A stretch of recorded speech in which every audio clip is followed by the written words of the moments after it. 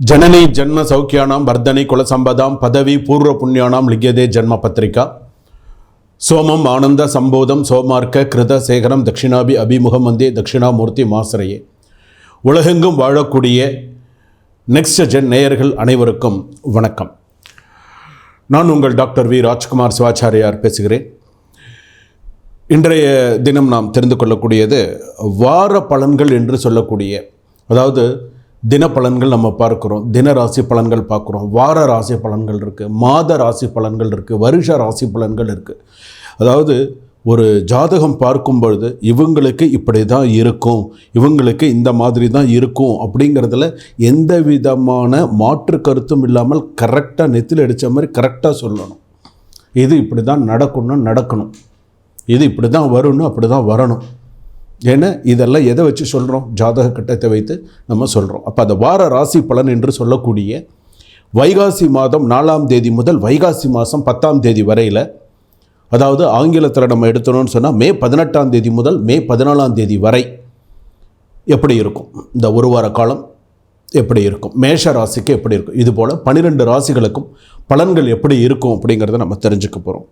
அப்போ இந்த 12 ராசிக்கான பலன்கள் அப்படின்னு சொல்லும் பொழுது எந்தெந்த கிரகங்கள் எந்தெந்த இடத்துல இருக்குது, மேஷத்துலேருந்து மீனம் வரைக்கும் கட்டங்கள் இருக்குது, 12 ராசி கட்டங்கள் இருக்குது.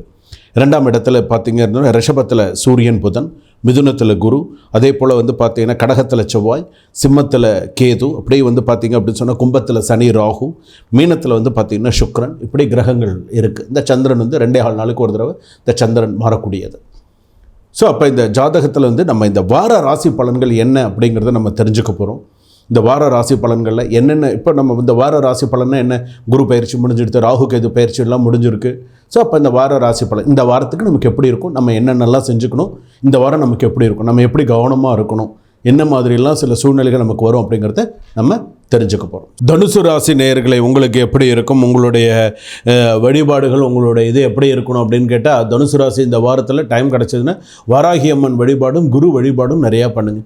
கண்டிப்பாக தனுசு ராசியில் பிறந்தவர்கள் பார்த்திங்கன்னா குருவுடைய பூர்ண ஆசீர்வாதம் எப்போதுமே இருக்கும். அவங்களுடைய பூர்வ ஜென்ம கர்மா நன்னா இருந்ததுன்னு சொன்னால், குரு நல்ல ஸ்தானத்தில் இருக்குன்னு சொன்னால் கண்டிப்பாக குரு உங்களுக்கு நல்ல விஷயங்களை நிறையா கொடுக்கக்கூடிய சூழ்நிலைகள் உண்டு. அதே போல் பார்த்திங்க அப்படின்னு சொன்னால் ஒரு சில உங்களுடைய வேண்டுதல்கள் எல்லாமே நிறைவேற்றக்கூடிய அளவுக்கு நல்லா இருக்கும். பெரிய மனிதர்களின் தொடர்பால் உங்கள் வேலை நல்லபடியாக நடக்கும். உங்களுடைய சில விஷயங்கள் நீங்கள் நினச்சதை ஓரளவுக்கு நினச்சதை நல்லபடியாக நடத்தி கொண்டு போகக்கூடிய ஒரு சூழ்நிலைகள் உண்டு. அதே போல் அடுத்ததாக பார்த்திங்கன்னா திருமண யோகமாக இருக்கட்டும், அதே போல் சுபகாரியங்களாக இருக்கட்டும், நிறைய நல்ல விஷயங்கள்லாம் இந்த இதில் கண்டிப்பாக நிறையா கூடி வரும். தனுசு ராசி பொறுத்தளவுக்கு இனி வரக்கூடிய ஒவ்வொரு காலகட்டமும் நன்னா தான் இருக்கும், எந்த குறையும் இருக்காது, நன்னா அமோகமாக வரும். சகோதரன் சகோதரி வழியில் சில மன வருத்தங்கள் மறையும். இந்த வார ராசி பலன் அப்படின்னு சொல்லும்போது இந்த வாரத்தில் நல்ல செய்திகள், நல்ல விஷயங்கள் எல்லாம் கூடி வரும். குலதெய்வ வழிபாடு பண்ணுவீங்க. குடும்பத்தில் சுற்றார் நட்போடு பார்த்திங்க அப்படின்னு சொன்னால் உறவுகளோட சில நல்ல விஷயங்கள்லாம் கண்டிப்பாக உங்கள் ஜாதகப்படி பண்ணுவீங்க. அதே போல் பார்த்திங்க அப்படின்னு சொன்னால் தனுசு ராசி பொறுத்தளவுக்கு வீணா வார்த்தைகளை விட்டு மாட்டிக்காதீங்க. யார்கிட்டையாவது தேவையில்லாமல் ஏதாவது ஒரு விஷயத்தை சொல்லி மாட்டிக்காதீங்க. 2வது குடும்ப வாழ்க்கை அப்படின்னு எடுத்துக்கிட்டோன்னா இந்த வாரத்தில் பார்த்திங்கன்னா சிறு சிறு மனக்கசப்புக்கள் வரும். தேவையில்லாத மனக்கசப்புக்கள் 3வது மனிதர்களால் வரும் இந்த வாரத்தில்.